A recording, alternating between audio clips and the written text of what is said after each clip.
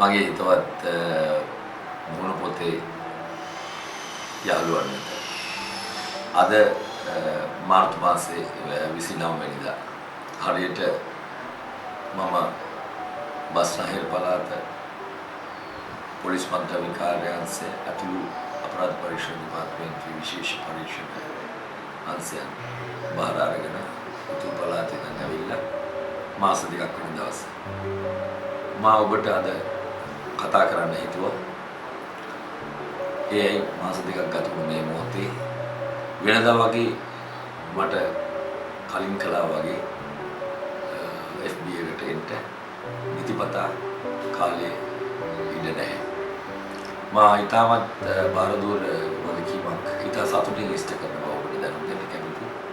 ඒ වගේම ඔබගේ දායකත්වයේ ඔබ මා සමග උමාරු කරගන්න අදහස් මේ උපදේශ ඔබගේ දායකත්වයේ තාම වැදගත් බව මට මේ වෙලාවේ කියන්න මතක් වුණා.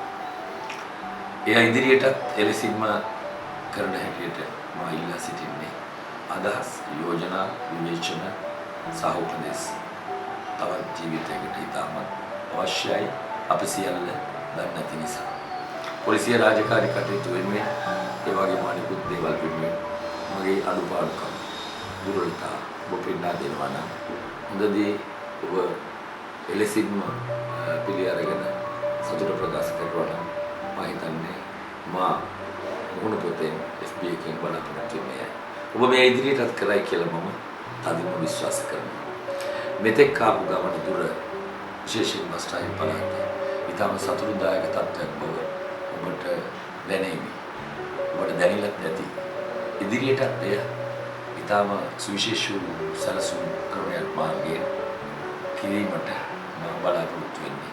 පොලිස්පතිතුමාගේ උපදෙස් අනුව සහ රාජ්‍ය පාර්ශ්වික නිලධාරී හැටියට ඒ කටයුතු තුළ මා ලබන සතුට අපමණයි. එය මගේ රාජකාරී වගේම පුද්ගලික ජීවිතයට බලපාන. ඒ වෙනුවෙන් ඔබ දරන දායකත්වයේ දිගටම කරගෙන යාමට යයි මම ඔබගේ ඉල්ලා සිටිනවා. එය මා මිතුරෙක් හැටියට කරන දෙයක්. වරින් වර මෙලෙසින් ඔබට අදහසක් මගින් වචන මාලාවක් මගින් කටහඬ වචන කිහිපයක් මගින් ඔබට අදහස් ප්‍රකාශ කරන්න මම බලාපොරොත්තු වෙනවා. මම ඔබ සියලු දෙනාටම ඔබගේ සියලු කටයුතු සාර්ථක ප්‍රකාරයෙන් සාර්ථක වෙන්න සුබ පතන අතරේ එලෙසින්ම මගේ හිතේ ඔබ වෙනුවෙන් යම් කොටසක් ඉතිරි වෙ ඇති බව මතකයේ තියෙන බව ඔබට බොහොම අවංකවම ඒ වගේම මිතුරෙක් හැටියට හදවතින්ම මම කියන්න කැමතියි. මම ඔබට සුබ පතනවා සියලු කටයුතු ඔබේ සාර්ථක වෙන්න කියලා. ඔබට බුදු සරණයි.